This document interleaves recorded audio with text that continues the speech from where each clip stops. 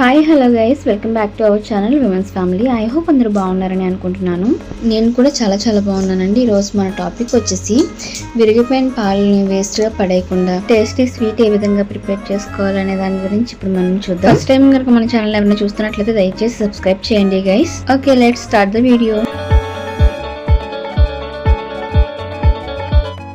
Guys, అనుకోకుండా ఎప్పుడైనా మన ఇంట్లో పాలు విరిగిపోయినప్పుడు వాటిని అలా వేస్ట్గా పడేస్తూ ఉంటారు చాలామంది. వాటిని అలా వేస్ట్గా పడేయకుండా వాటితో ఒక స్వీట్ టేస్టీ స్వీట్ ప్రిపేర్ చేసుకోవచ్చు అండి. విరిగిపోయినటువంటి పాలను ఒక గిన్నెలో వేసి స్టవ్ మీద పెట్టి స్టవ్ ఆన్ చేయండి. వాటిని కొద్దిసేపు మరిగించండి. గైస్, మన ఛానల్ కనుక ఫస్ట్ టైం ఎవరైనా చూస్తున్నట్లయితే దయచేసి సబ్స్క్రైబ్ చేయండి గైస్. వీడియో కింద రెడ్ కలర్లో సబ్స్క్రైబ్ అనే బటన్ కనిపిస్తుంది. దాని మీద క్లిక్ చేసినట్లయితే బెల్ సింబల్స్ కనిపిస్తాయి. అందులో ఫస్ట్ సింబల్ ఆల్ క్లిక్ చేయండి. ఈ విధంగా చేయడం ద్వారా మనం అప్లోడ్ చేసిన ప్రతి ఒక్క వీడియోని అందరికంటే ముందుగా మీరు చూడగలుగుతారు. అండ్ అలాగే లైక్ కూడా చేయండి గైస్. మీరు చేస్తున్న ప్రతి చిన్న లైక్ మాకు చాలా వాల్యుబుల్. ఇక్కడ మన పాలు అయితే మరుగుతున్నాయి. కొద్దిసేపు వాటిని మరిగించి స్టవ్ ఆఫ్ చేసి పక్కన పెట్టుకోండి. ఈ విధంగా పక్కన పెట్టుకున్న మిశ్రమాన్ని వేరే గిన్నెలోకి ఫిల్టర్ చేయండి. ఫిల్టర్ చేయడానికి మీరు టీ స్ట్రైనర్ యూస్ చేసినా పర్లేదు, లేదంటే తడి చేసిన క్లాత్ యూస్ చేసినా పర్వాలేదు, కాటన్ క్లాత్. నేనైతే వీటిని వాచి ఫిల్టర్ చేద్దాం అనుకుంటున్నాను. ఒకవేళ మీకు ఇవే ఎలా అయినా కూడా మీరు ఫిల్టర్ చేయొచ్చు, ప్రాబ్లం ఏమి ఉండదు.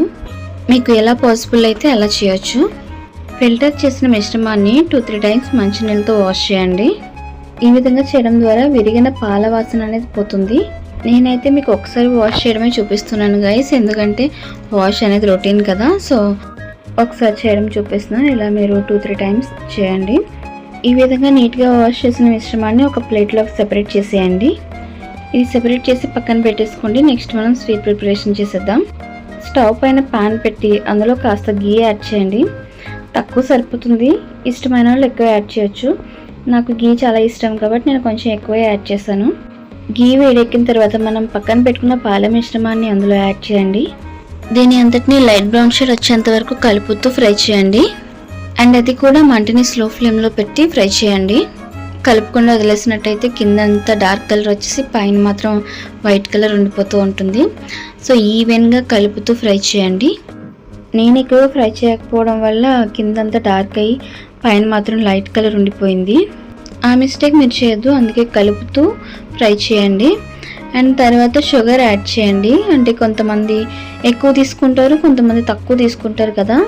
సో టేస్ట్కి సరిపడా యాడ్ చేయండి. మేమైతే తక్కువ తీసుకుంటాము, అందుకే వేయాల్సిన కంటెంట్ కంటే నేను కాస్త తక్కువే యాడ్ చేస్తాను. మీరు విరిగిన పాల క్వాంటిటీ బట్టి ఆ షుగర్ అనేది వేసుకోండి.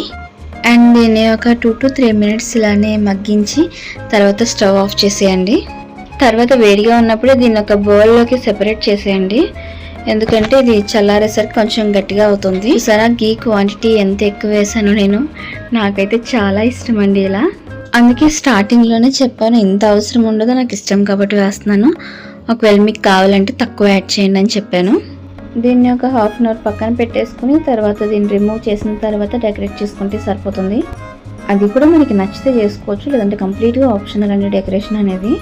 సో గైస్, ఈ వీడియో మీకు తప్పకుండా నచ్చిందని అనుకుంటున్నాను. I hope you like this video. If you like my video, please do subscribe our channel. Thank you so much everyone.